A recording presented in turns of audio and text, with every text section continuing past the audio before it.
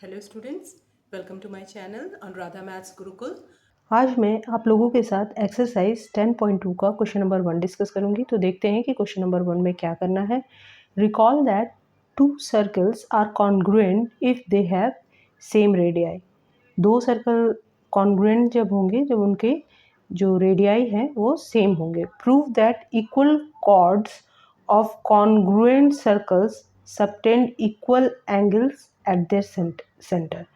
तो बोल रहा है क्या कि अगर मान लो ये हमारे पास दो सर्कल है, ये कॉन्ग्रुएंट है, इसका मतलब इन दोनों के जो रेडियस है वो सेम है। ठीक है, अब बोल रहा है कि अगर टू इक्वल कॉर्ड्स इस पे ड्रॉ कर लिए, ठीक है,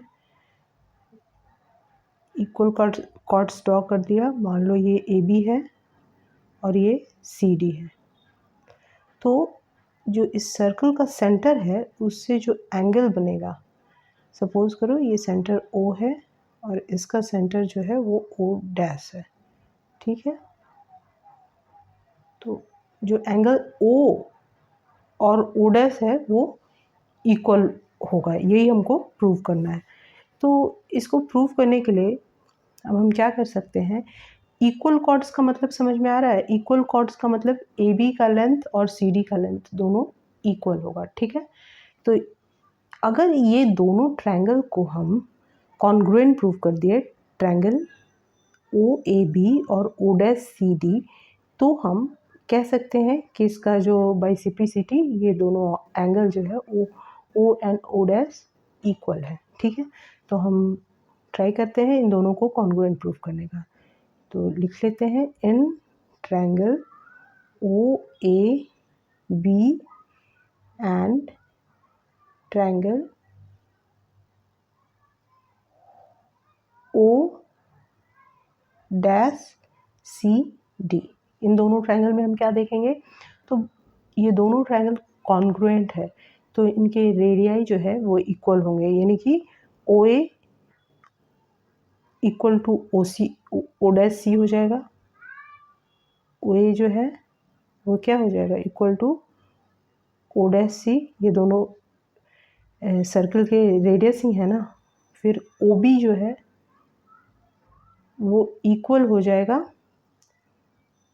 ओ डैश डी, क्योंकि ये दोनों भी सर्कल का रेडियस है। और ए बी और सी डी, ये दोनों कॉर्ड को हम लोगों ने इक्वल लिया है। ठीक है, A B is equal to C D, ये हमारा गिवन है। तो अगर हमारा इस दोनों ट्रायंगल का तीनों साइड्स इक्वल हो गया, तो इसका मतलब हो गया कि triangle O A B congruent है triangle O dash C D के।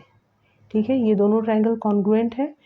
तो अब अगर हम लोगों ने ये प्रूव कर दिया कि ये दोनों ट्रायंगल कॉन्ग्रुएंट है, तो हम लिख सकते हैं, और कौन सी कॉन्ग्रुएंसी से, by S S S congruency. ठीक है, तो अगर ये दोनों ट्रायंगल कॉन्ग्रुएंट है तो हम लिख सकते हैं angle A O B is equal to angle C O dash D by C P C T. मतलब दो ट्रायंगल कॉन्ग्रुएंट है तो उसके जो कोरस्पॉन्डिंग एंगल्स है वो इक्वल हो जाएंगे। तो इसी तरह से हम लोगों ने इस प्रॉब्लम को सॉल्व कर लिया। अच्छा लगा तो प्लीज़ लाइक करें, शेयर करें और सब्सक्राइब करें।